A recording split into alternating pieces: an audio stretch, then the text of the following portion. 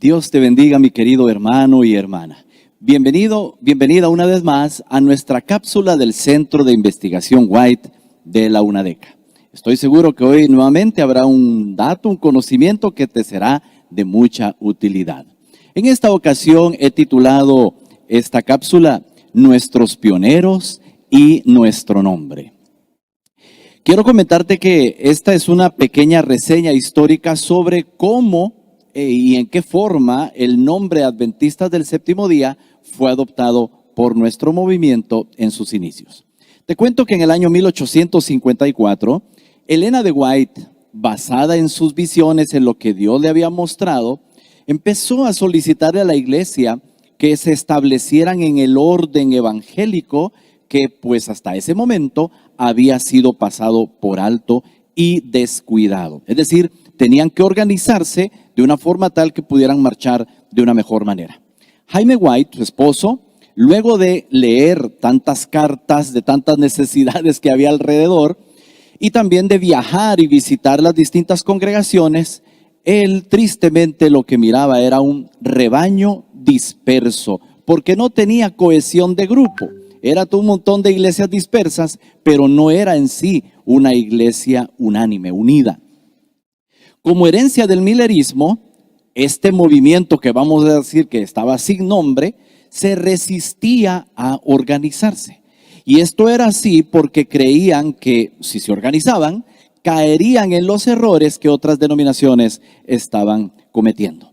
Pero eso fue nada más como quien dice por un tiempo, algo allí transitorio. En el año 1860, los White insistieron nuevamente en que todas nuestras congregaciones estuvieran agrupadas en una sola organización y por supuesto que tuvieran un nombre.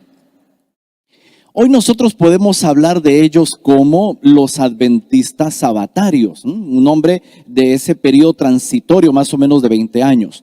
Pero en aquella época otros cristianos los llamaban de otras formas. Por ejemplo, le decían gente del séptimo día. Eran como apodos los que les habían puesto en realidad. Era gente del séptimo día, esa era su característica. También les llamaban cerradores de puertas del séptimo día. Tú te preguntarás, ¿por qué cerradores de puertas? Bueno, es que lo que pasa es que en un momento, después del chasco, el movimiento empezó a proclamar que la puerta de la gracia se había cerrado. Entonces, de una manera quizás burlesca, les empezaron a llamar cerradores de puertas. También les llamaban adventistas observadores del sábado. Y esta última, que es bastante quizás hasta jocosa, puerta cerrada y sábado del séptimo día y aniquiladores. Tú te preguntarás, ¿y por qué aniquiladores?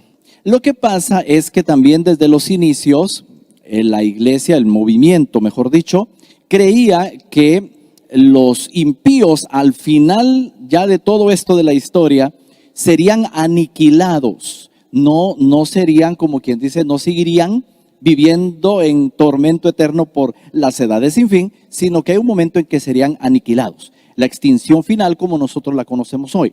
Pero entonces por eso les llamaban de esta forma. Algunos hermanos se habían referido a sí mismos, ¿sí? Los miembros de ese movimiento se referían a sí mismos como el remanente, el rebaño esparcido o la iglesia de Dios.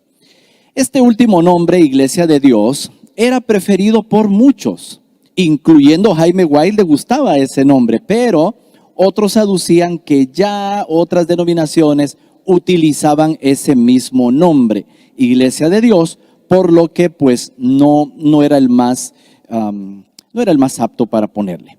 Hasta que entonces, Battle Creek, Michigan, 1 de octubre de 1860. Ahora sí, en esa reunión, los delegados nombrados se reunieron para proponer oficialmente cuál sería el nombre. Iban ya en pos de una organización, pero esa organización tenía que tener un nombre.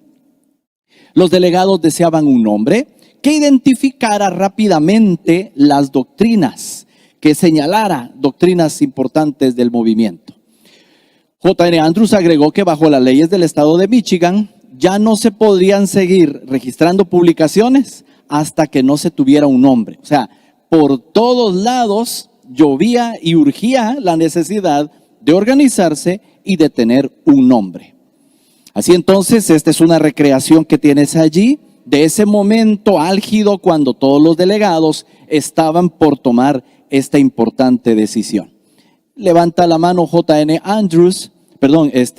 White, y entonces viene él e insiste en que era inaceptable. Él habló sumamente así directo al grupo. Era inaceptable que después de tanto tiempo y también de haberse extendido ya bastante, pues ni siquiera tuvieran un nombre. Entonces insistió en esta necesidad. Después de algunas deliberaciones, finalmente se presentó la mejor de todas las propuestas. Un hermano llamado David Hewitt propuso la adopción del nombre Adventista del Séptimo Día.